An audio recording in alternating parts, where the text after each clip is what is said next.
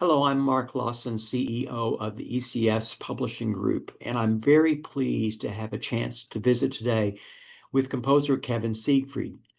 Kevin teaches at the Boston Conservatory at Berklee, and his latest composition is entitled Angels of Heaven. And this piece comes from the Shaker tradition, and that's something that Kevin is very well known for. So welcome, Kevin. Great to be here, Mark. So our viewers may not know that you compose very broadly, but that you're very well known for your shaker arrangements. So tell me how that got started. Tell me a little bit about your background and the shaker tradition. Well, I actually did grow up in Shaker Heights, Ohio, which I think that planted a seed of some kind. But the first interaction I had with Shaker music was not until 10 years after I lived in Ohio at Shaker Heights. And it was visiting Pleasant Hill Shaker community, which is outside of Lexington, Kentucky. And there was a performer there. He performed multiple times a day in the meeting house, and his name was Randy Folger. And he did these just really, really charismatic performances. And I was really struck by it. I think when I encountered it in that first performance, why haven't I not heard this before? Why, here I grew up in Shaker Heights. Well, why didn't I not know about this music? And I picked up a book called The Gift to Be Simple. It's actually the same book. It's by Edie Andrews, the same book that Copeland picked up in a bookstore outside Tanglewood, where he found the Simple Gifts melody and used it so famously. But this little book was the first thing that had ever been written about shaker music. It came out in the early 20th century, and I don't remember the exact year.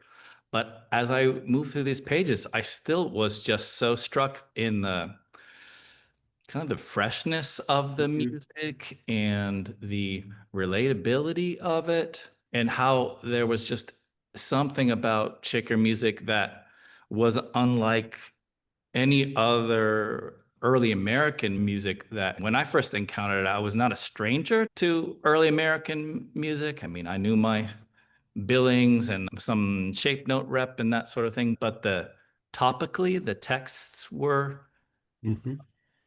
really unique and often spoke to really not necessarily theological things always, but sometimes just like this. I think of it as just the stuff of life, like being kind and what you have to do when you live in community with people. And so yeah. And when I started arranging them for the shaker songs for choirs, it was just kind of a natural outgrowth of being a choral musician. And I didn't think a whole lot about it, really. It was just like I wanted to be able to share the music, and it seemed like the best way to do that, because most of the history, I won't get into it in detail, but one of the unique features of shaker music in the early 19th century, which was the real heyday, was the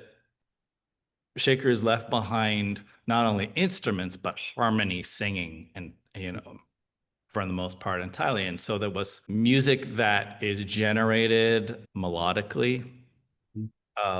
It's just something I'm really drawn to. As a composer, I often start with melody and, have sung a lot of chant and that sort of thing. So I was drawn to that, and the fact that the songs were being generated that way melodically without any consideration of how to create this cadential formula or anything like that, how to harmonize it. It was just the inspiration of singing and of a pure melody. And I think that was the thing that really drew me in, but also the fact that once I got into it, I found out that they actually harmonized really beautifully. And so, Well, one thing about that happens is, I do a lot of choral reading sessions around the country, and often I'll put one of these shaker songs in the middle of it because they're just so much fun to sing. And all of a sudden, the room brightens because they're having such success. singing it, And it also, like you mentioned, seems to be community based in many, many ways. Even when they talk about heaven, it's about the community, Yes. like this song, like the angels of heaven. Yes. You know, That's an incredible thing when you think of how often we know songs about heaven, right? And that language and how that permeates so much religious music and even spiritual folk music like the Shakers. But Shakers certainly have plenty of songs about heaven beyond, but there are a lot of songs that speak to heaven as here and now, mhm. which is, I think we need that kind of thinking. And so I find that really valuable and really unique. We'll talk a little bit specifically about the piece Angels of Heaven. Where did you find that? Is that in part from that book, or how did you come up with this one? Angels of Heaven, at the time I wrote it, I lived in Seattle and I didn't have access like I do now living in New England to all the archives that are spread throughout New England, particularly the one I spend a lot of time in, Maine, where the 𝗔𝗴𝗃𝗃𝗃𝗃 Lake Shakers are, and they're still just to put that out there, the Shakers are not entirely a thing of the past. So we have a group at 𝗔𝗴𝗃𝗃𝗃𝗃 Lake, a small group of Shakers that persist and are living very vibrantly there. But I came across the tune for Angels of Heaven in another book, not the one I referenced before. It was transcribed by Roger Hall, who's a Shaker scholar, Shaker music scholar. And this tune, Angels of Heaven, is a slow march. Is how it's categorized. And so I think why it jumped out at me was sort of what we were talking about. It was fun to sing and joyful, and it's like so much of the Shaker repertoire is.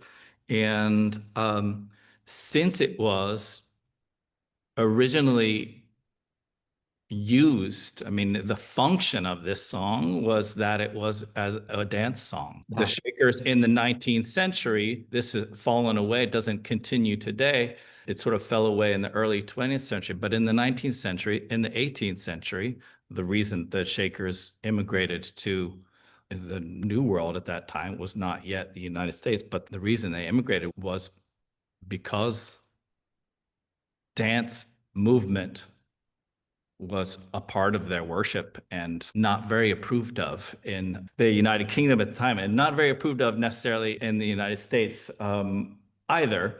But the fact that so many songs were actually written for different dance kinds of, either whether it's a quick march or a slow march, or something that's a circular march or a box. There's all kinds of both tempos and feelings and formations that sort of demanded that a whole body of music actually be composed for them. Yeah, and people came from far and wide to just be spectators at these worship services where the Shakers would do sometimes very, very finely executed things. But this piece is a slow march. And I think that's important maybe to note, because I think that the feeling of just a really consistent sense of the beat is important for this piece. So, building on that just a little bit while we're closing here, what would you say to people who haven't experienced it before, or particularly conductors who haven't conducted it before? Are there introductory things that you would say are important for the choir to know before they enter into this? I mean, I think it's important for mostly just to let the sort of authenticity, and to not be afraid of there is a kind of the joyfulness that comes through in the music, to not just really let that lead the way, and the exuberance of it. In the case of this piece, I think letting the beat be present and felt, and people being encouraged to feel that internally. But then also I would add to that layer that for my ear, where shaker melodies really, really stand out, and where they thrive, I think, in performance is when the line, the horizontal line of the music really leads the way. So even though something has the steady feeling that carries through the music, it's the line that really, really is what it's all about. And That's great. That's a yeah, great tip. Great tip. Well, I want people to know that there's a wonderful recording online, and that if you want to see more of the Shaker pieces, be sure and take a look at Kevin's biography in our composer biography area. He has over 30 choral pieces in our catalog, and I believe over 10 of them are actually arrangements of Shaker pieces. So there's quite a bit there to look at. Wonderful repertoire of pieces. But I hope that you'll take time to listen. So thank you, Kevin, for joining us, and good luck in all you're doing. thank you so much, Mark. Great to see you.